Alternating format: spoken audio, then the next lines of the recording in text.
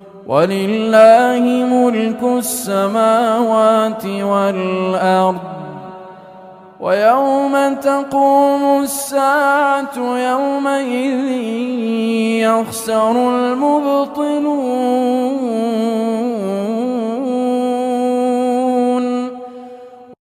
নভমণ্ডল ও ভূমণ্ডলের রাজত্ব আল্লাহরই।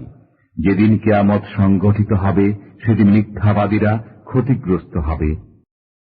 وترى كل أمة جاثية كل أمة تدعى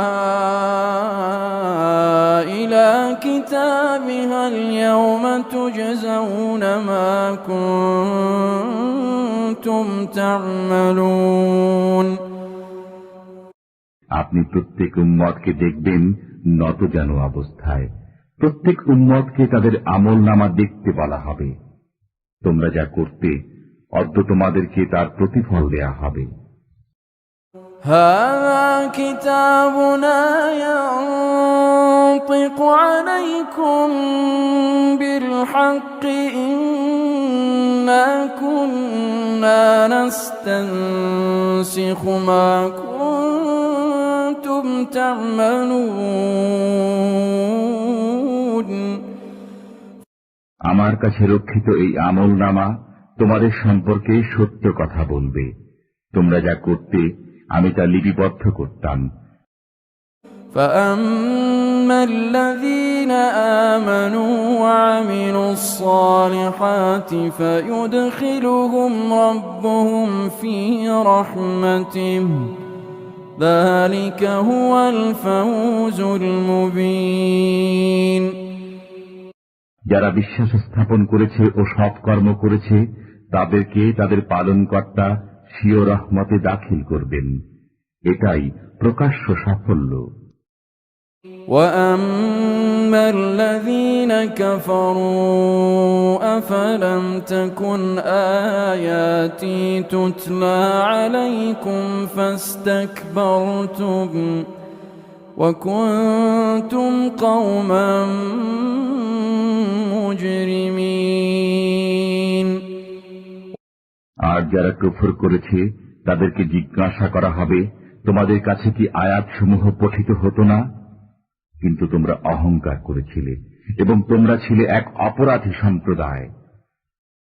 وَإِذَا قِيلَ إِنَّ وَعْدَ اللَّهِ حَقٌّ وَالسَّاعَةُ لَا رَيْبَ فِيهَا قُلْتُم مَّا نَدْرِي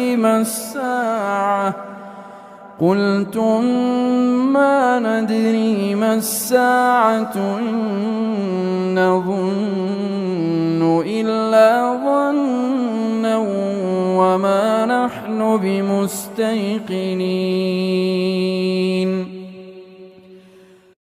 যখন বলা হতো আল্লাহর ওয়াদা সত্য এবং কিয়ামতে কোনো সন্দেহ নেই, তখন তোমরা বলতে, আমরা জানি না কিয়ামত কি, আমরা কেবল ধারণাই করি এবং এ বিষয়ে আমরা নিশ্চিন্ত নই। وَبَدَا لَهُمْ سَيِّئَاتُ مَا عَمِلُوا وَحَاقَ بِهِم مَّا كَانُوا بِهِ يَسْتَهْزِئُونَ তাদের মন্দ কর্মগুলো তাদের সামনে প্রকাশ হয়ে পড়বে এবং যে আযাব নিয়ে তারা ঠাট্টা বিদ্রূপ করত তা তাদেরকে গ্রাস করবে। وَقِيلَ الْيَوْمَ نَنسَاكُمْ كَمَا نَسِيتُمْ لِقَاءَ يَوْمِكُمْ هَٰذَا وَمَأْوَاكُمُ النَّارُ وَمَا لَكُم مِّن نَّاصِرِينَ বলা হবে, আজ আমি তোমাদেরকে ভুলে যাব যেমন তোমরা এদিনের সাক্ষাৎকে ভুলে গিয়েছিলে। তোমাদের আবাসস্থল জাহান্নাম এবং তোমাদের সাহায্যকারী নেই। ذَلِكُمْ بِأَنَّكُمُ اتَّخَذْتُمْ آيَاتِ اللَّهِ هُزُوًا وَغَرَّتْكُمُ الْحَيَاةُ الدُّنْيَا فاليوم لا يخرجون منها ولا هم يستعتبون